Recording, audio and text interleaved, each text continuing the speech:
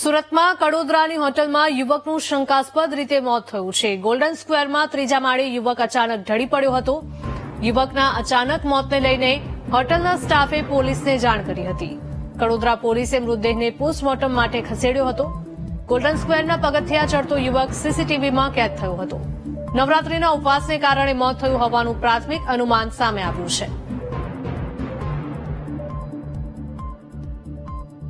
સુરતના કડોદરાની હોટલમાં યુવકનું શંકાસ્પદ રીતે મોત નીપજ્યું છે, જેને લઈને અનેક સવાલો ઉભા થાય છે.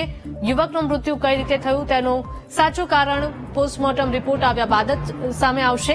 ગોલ્ડન સ્ક્વેરમાં ત્રીજા માળે યુવક અચાનક ઢળી પડ્યો હતો. વધુ માહિતી સાથે સંવાદદાતા નિર્મલ જોડાયા છે. નિર્મલ, જણાવશો કે અચાનક યુવક ઢળી પડ્યો હતો અને તેનું મૃત્યુ થયું છે. ડોક્ટર શું કહી રહ્યા છે, શું કારણ સામે આવી રહ્યું છે?